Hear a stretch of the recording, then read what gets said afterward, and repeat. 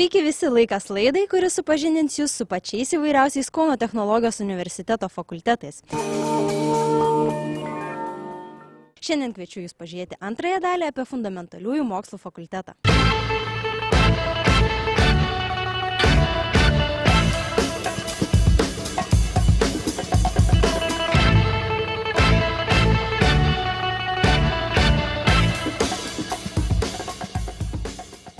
Matematika vienas iš seniausių mokslo, jis plačiai taikomas įvairiuose srityse, tiek technikoje ir ypač paskutiniu metu plačiau pradėtas taikyti socialiniuose moksluose.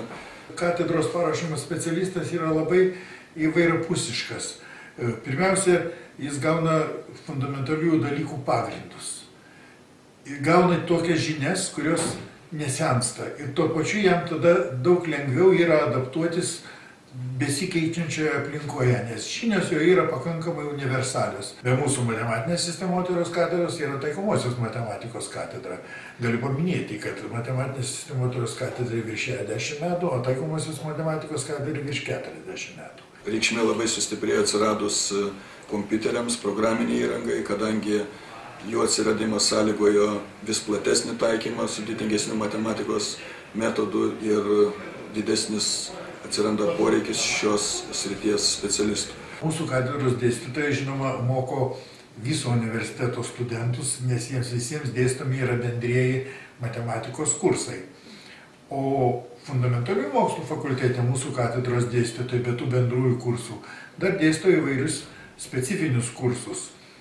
Vieni iš jų yra orientuoti labiau į tikimybių teoriją, statistiką, jos taikymą, kompiuterinę realizaciją, o kiti kursai yra orientuoti į verslo sistemų matematinį modeliavimą.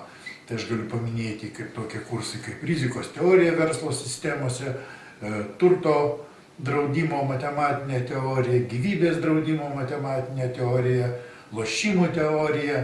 Taikomoji matematika, aišku, negalima be gerų informatikos žinių, be gero kompiuterio valdymo. Tai mūsų specialybė taikomoji matematika turi tokį sustiprintą parengimą informatikos srityje. Paskutiniais metais susiformavo, susikristalizavo tokia dinaminių sistemų tyrimų grupė. Mes nagrinėjame ir matematinius, ir informatikos aspektus. Mes stengiamės savo studentus mokyti taip, mokyti tokių dalykų, kad jie suvoktų, jog jiems teks labai daug ką mokytis dar iš šalies, to, kas ir nedėstama universitete. Tačiau jie turi galimybės potencinės pasirengti patys, nes būna išklausę labai įvairių fundamentalių kursų. Baigę šią studijų programą, studentai dažniausiai dirba analitikais, dirba projektuotojais, modeliuotojais, sprendžia įvairius klausimus tiek techninių sistemų, tiek socialinių sistemų. Verta studijuoti matematiką todėl, kad ji taikoma visur. Praktiškai baigus taikomosios matematikos specialybę gali dirbti žmogus bet kur yra jam stalas, kėdė, na ir labai gerai dar jeigu ir kompiuteris yra.